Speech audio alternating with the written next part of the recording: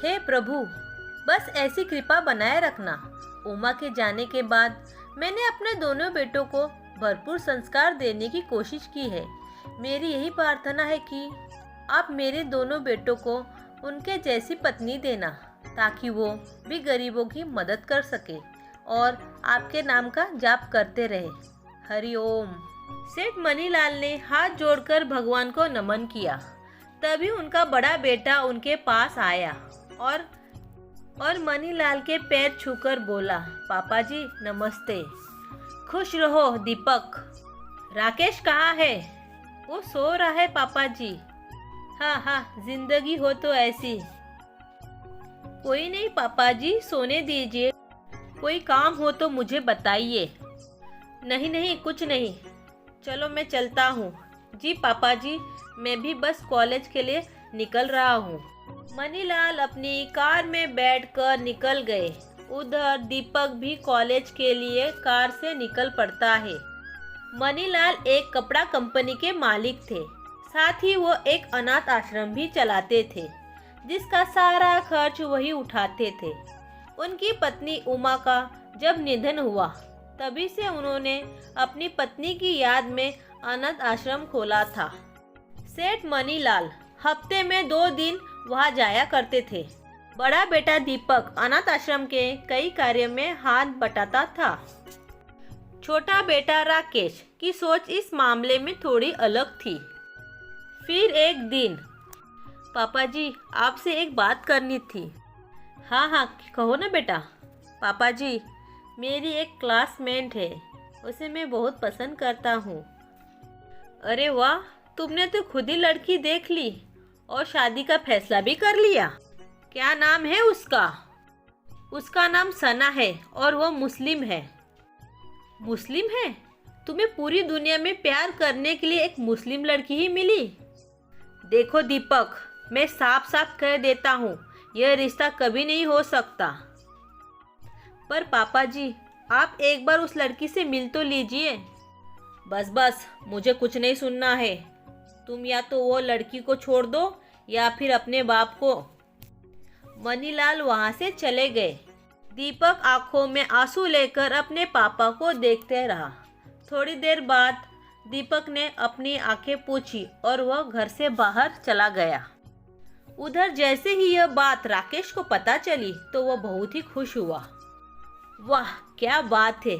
एक मुसलमान लड़की के चक्कर में भैया ने करोड़ों रुपए की संपत्ति को ठुकरा दी। बढ़िया है, अब तो ये सारी जायदाद, सारा पैसा मेरा हो गया। कई दिन बीत गए। दीपक ने सना से शादी कर ली और वो दोनों उसी शहर में किराए के मकान में रहने लगे। दीपक एक कंपनी में काम करने लगा और सना घर संभालती। राकेश ने भी पल्लवी नाम की लड़की से शादी कर ली। पल्लवी बहुत ही चालाक और घमंडी लड़की थी और राकेश को सिर्फ पैसे से मतलब था।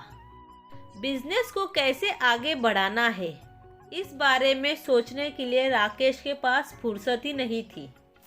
दूसरी तरफ मनीलाल बूढ़े हो जा रहे थे। कामकाज का बोझ उनसे संभाला नहीं जा रहा था। फिर एक शाम, पापा जी आपके लिए चाय बना दूं?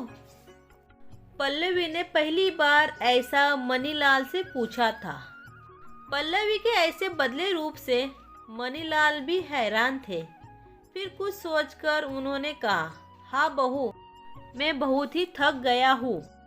चाय पीने का मन तो है। एक काम करो, मेरे लिए तुम खुद चाय बनाकर लाओ, नौकर से मत बनवाना। ठीक है पापा जी। मनीलाल समझ गए थे पल्लवी उनसे कुछ मांगने आई थी। चाय तो बस एक बहाना था।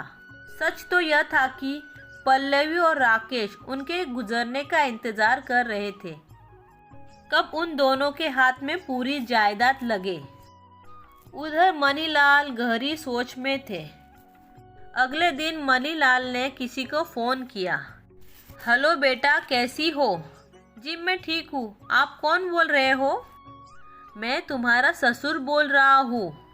दीपक का पापा मनीलाल बोल रहा हूँ। बेटी मैं तुमसे मिलना चाहता हूँ, क्या तुम आ सकती हो? आपका हुक्म सर आंखों पर पापा जी। मैं 1 घंटे में पहुंचती हूँ। पर पापा जी, दीपक शहर से बाहर गए हुए हैं। कोई बात नहीं, मैं उससे बाद में मिल लूँगा। अभी तुम आ जाओ। जी पापा जी।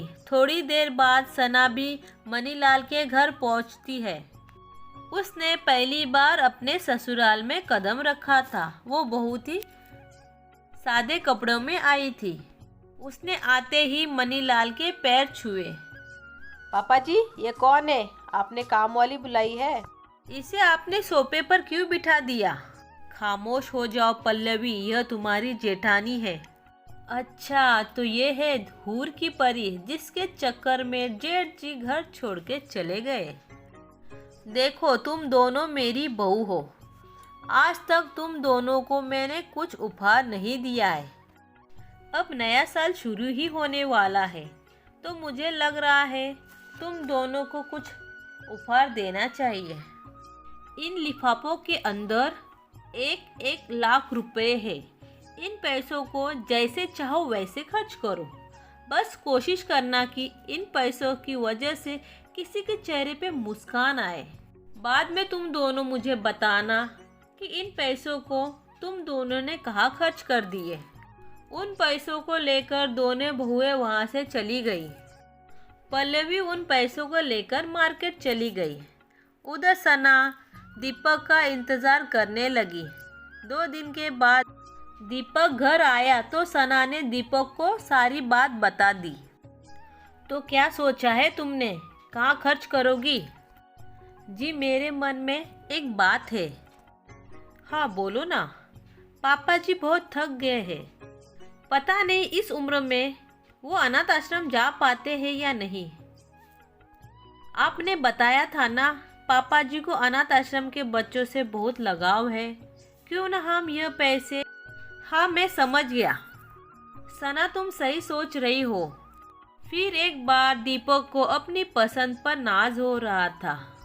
फिर नए साल। पापा जी, आपको नया साल मुबारक हो। तुम्हें भी नया साल मुबारक हो बेटी। तो बताओ, कहाँ खर्च किए पैसे? वो जानने के लिए आपको मेरे साथ चलना होगा। 1 मिनट पापा जी, पहले मुझसे तो पूछ लो। बताओ। पापा जी, ये देखिए, न्यू ईयर के लिए डिज़ाइनर ड्रेस लिया है मैंने। पूरे 40,000 का है। कुछ पैसे पार्लर में खर्च हो गए और बाकी के पैसे मैंने शाम के पार्टी के लिए रखे हुए हैं। आप देखना पापा जी, इस बार हमारी न्यू ईयर पार्टी की हर जगह चर्चे होंगे। अच्छी बात है। फिर सना मनीलाल को उनके आश्रम लेकर गई, जो बहुत ही अच्छी तरीके से सजाया हुआ था। सारे बच्चों ने नए कपड़े पहने थे। मनीलाल कई महीनों के बाद आश्रम आए थे, तो सारे बच्चों ने उन्हें घेर लिया। ने नए साल पर सारे बच्चों को खुशी दी। मनीलाल सना से बहुत खुश हुए। पैसे देने के बाद भी सना ने पैसे अपने लिए नहीं खर्च किए। उसने दूसरों के बारे में सोचा। उसके इस दया भाव से मनीलाल बहुत खुश हो गए। उन्हें समझ में आ गया था बड़ी बहू और छोटी बहू में कितना अंतर है। छोटी बहू सिर्फ अपने बारे में सोचती है और बड़ी बहू सबके बारे में सोचती है। दीपक बेटा, तुमने सही कहा था। मुझे एक बार सना से मिलना चाहिए था। कभी भी इंसान को जात पात का भेदभाव नहीं करना चाहिए। इंसान का चरित्र व्यवहार देखना चाहिए। दीपक बेटा, मैं अब अपनी बड़ी बहू को पूरे मान और सम्मान के साथ अपने घर लेकर जाऊंगा। फिर मनीलाल अपने बड़े बेटे और बहू के साथ खुशी खुशी रहने लगे। वीडियो अगर आप लोगों को अच्छी लगी हो फ्रेंड्स, वीडियो को लाइक करें और चैनल को सब्सक्राइब करें। Thank you for watching video friends. Bye bye. मिलते हैं नेक्स्ट वीडियो में।